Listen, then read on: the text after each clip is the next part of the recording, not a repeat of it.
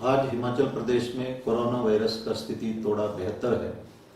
पिछले 24 घंटे पे 178 केसेस का टेस्टिंग हुई और सारा नेगेटिव पाए गए। इस वक्त 18 केस जो है कोरोना वायरस पॉजिटिव अस्पतालों में उपचाराधीन हैं और हमने हजारों लोगों को इस सिलसिले में क्वारंटाइन में रखा है और कम्युनिटी स्प्रेडिंग को काटने के लिए जो कुछ हो सकता है वो हम कर रहे हैं। इस वक्त पब्लिक प्लेसेस में मास्क पहनना जो है वो कंपलसरी है और पब्लिक प्लेसेस में थूकना भी सख्त मना है। अगर आपके पास मास्क नहीं है तो आप होममेड मास्क पहन सकते हैं, लेकिन कुछ दिन बाद अगर मास्क पब्लिक प्लेसेस में नहीं पहनेंगे तो आपके ऊपर कानूनी कार्रवाई हो सकती है। और इसी तरह हमारे नॉलेज में आया है कि कम्युनल हार्मनी मेंटेन नहीं किया जा रहा है और शॉप्स में, हॉस्पिटल्स में एक कम्युनल डिस्क्रिमिनेशन भी किया जा रहा है।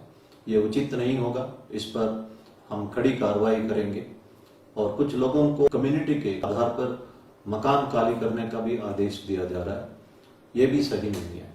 कश्मीरी लेबरर्स हिमाचल प्रदेश में रुके हुए हैं और उनका देखभाल करना और उनका सिक्योरिटी भी हमारी जिम्मेदारी है। एसएचओ ये सुनिश्चित करे कि कश्मीरी लेबरर्स हमारे प्रदेश में जब तक रहेंगे वे सुरक्षित रहे। और पीस कमिटीज हमने कम्युनली सेंसिटिव एरियाज में बनाए हैं और ये पीस कमेटी मीटिंग्स होल्ड करे और इंश्योर करे कि जो कम्युनल हार्मनी समाज में बनाए रहे और इसके लिए जो कुछ हो सकता है हमें करना चाहिए। और नॉर्थ ईस्टर्न स्टूडेंट्स भी हिमाचल प्रदेश में हैं, इनका भी सुरक्षा इंश्योर करना हमारा फर्ज है। ये नेशनल इंटीग्रिटी के लिए भी बहुत जरूरी है। परवाणु में एक इंसिडेंट हुआ है, एक लड़का मिथाइल अल्कोहल पीने से उसका आंख चली गई, इस वक्त पीजीआई में उपचाराधीन है। और मेरा अनुरोध है कृपा करके ये मिथाइल अल्कोहल या एडल्ट्रेटेड अल्कोहल ना पिए, ये आपको हानिकारक हो सकता है। एक और बात हमारे नॉलेज में आए, जो कुछ स्टूडेंट्स अभी भी बाहर निकल रहे हैं और पेरेंट्स को पता है कि वो बाहर से ड्रग्स प्रोक्योर कर सकते हैं, लेकिन लड़के भी बाहर आ रहे हैं, पेरेंट्स भी बाहर आ रहे हैं। मैंने पहले भी अनुरोध किया था कि ये मत करें और अगर इस वक्त आप अपने बच्चों को ड्रग मैनेज से नहीं बचा पाएंगे तो बाद में आप सरकार से उम्मीद नहीं कर सकते हैं, क्योंकि आपने अपना फर्ज नहीं निभाया। इसी तरह जो भारत सरकार ने एक अनुरोध किया है कि जो जूम एप्लीकेशन लैपटॉप में या मोबाइल में इस्तेमाल ना करें और अगर इस्तेमाल करना है तो बहुत ज़्यादा सिक्योरिटी प्रिकॉशंस लेना है, लेकिन ऑफिशियल जो कन्वर्सेशन है, वीडियो कॉन्फ्रेंसिंग है, उसमें इस्तेमाल नहीं करना है। इन आदेशों का पालना करना हम सबका कर्तव्य है। और इसी तरह कोविड-19 के बारे में कई तरह का जो एप्स होता है जो अनऑथराइज्ड, उसको डाउनलोड करने से आपके मोबाइल के तमाम डाटा जो है वो हैकिंग हो सकती है। इसलिए वैसे भी मोबाइल में कभी जो personal data, Aadhaar card number, PAN card number या बैंक डिटेल्स और जो सीवीवी नंबर वगैरह फीड नहीं करना चाहिए। अगर साथ में हम किसी अननोन ऐप को वैसे ही डाउनलोड भी करना उचित नहीं रहेगा। और कुछ ड्राइवर्स जो है लोगों को ट्रांसपोर्ट करने का प्रयास कर रहे हैं, तो इससे ड्राइवर्स को भी कोरोना वायरस लग सकता है। आप किसको लिफ्ट कर रहे हैं आपको कोई आइडिया नहीं है और मैंने कल कहा था आपके ऊपर इस बारे में कार्रवाई भी हो सकती है। आज कुल्लू में भी एक इंसिडेंट हुआ है, जो एम्बुलेंस जो है 2 आदमियों को हमीरपुर से साइंस ट्रांसपोर्ट करने में लगा हुआ था और उस पर कार्रवाई की जा रही है। इसलिए इस तरह का काम ना करें। आपको जो फैसिलिटी दी गई है और प्रिविलेज दी गई है, पास दी गई है, उसको मिसयूज ना करें।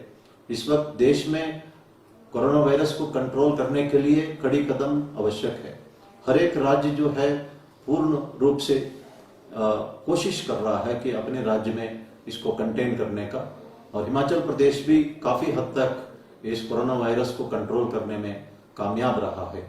और अगर हम आज थोड़ा सा कष्ट नहीं भुगतेंगे, आने वाले दिनों में बहुत ही ज्यादा इतना ज्यादा जो हम इमेजिन नहीं कर सकते हैं, उतना ज्यादा कष्ट हमको भुगतना पड़ सकता है। इसलिए अभी थोड़ा सा कष्ट झेलना अनिवार्य है और ये कानून भी है, इसका पालना करना हम सबका फर्ज है।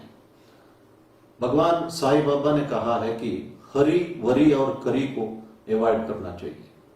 हमेशा हम पहले हरीडली काम करते थे, हम ओवरटेक करते थे, हम हाई स्पीड पे हाईवे में गाड़ी चलाते थे और इस वजह से बहुत सारे एक्सीडेंट्स होते थे।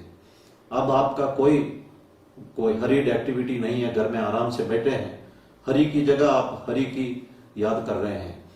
और दूसरा चीज जो वरी है, वरी हमारा हेल्थ को खराब कर सकता है। जो हमारा द्वेष की भावना है, इसको ये हमारा अंदर डैमेज करता है। इसलिए माफ करना, भूल जाना हमेशा उचित रहता है।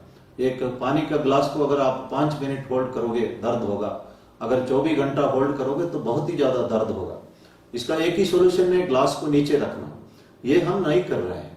हम कई बार द्वेष की भावना या एंगर जो है अपने अंदर होल्ड करते हैं, यह हमको डैमेज करता है। माफ करना, भूलना जो है वो हमारे सेहत के लिए उचित है। आपके घर में कुकर होता है, उसमें जो सीटी होती है, वो सीटी इसीलिए है कि जब भाप ज्यादा होता तो बाहर निकलना है।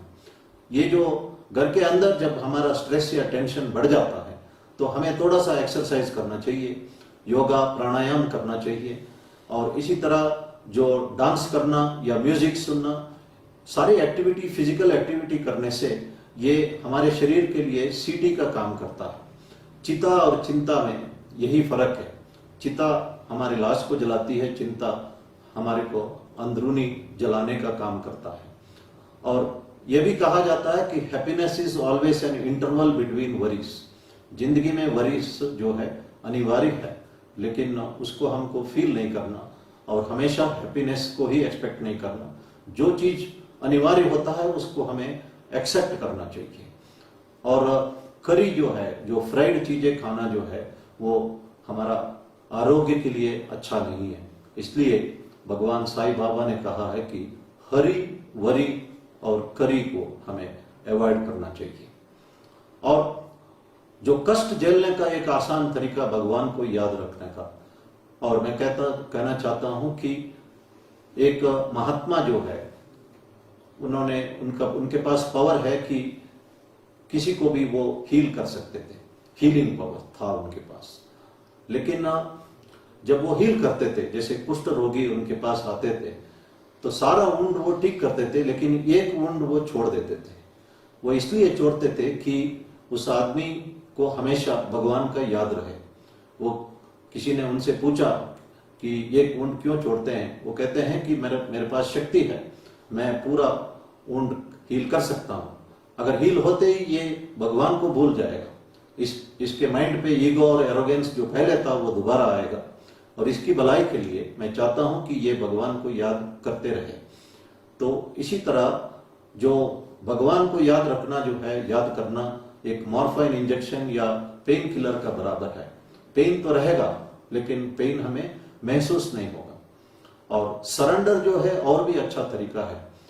भगवत गीता में कहा है कि अनन्यस चिंतयन्तो माम ये जनाम पर्युपासते तेषां नित्याभियुक्तानां योगक्षेमं वहाम्यहम्। भगवान कहते हैं कि जो सारी चिंताएं मेरे ऊपर छोड़ दो, मेरे ऊपर सरेंडर करो, मैं आपका सब कुछ योगक्षेम देख लूंगा, आपका देखभाल करूंगा। लेकिन टोटल सरेंडर भी इतना आसान नहीं है। इसीलिए जो महाभारत में कुंती देवी ने भगवान से प्रार्थना की कि हमेशा मुझे कष्ट ही दे दो ताकि मैं हर वक्त तुम्हारा याद कर सकती हूँ।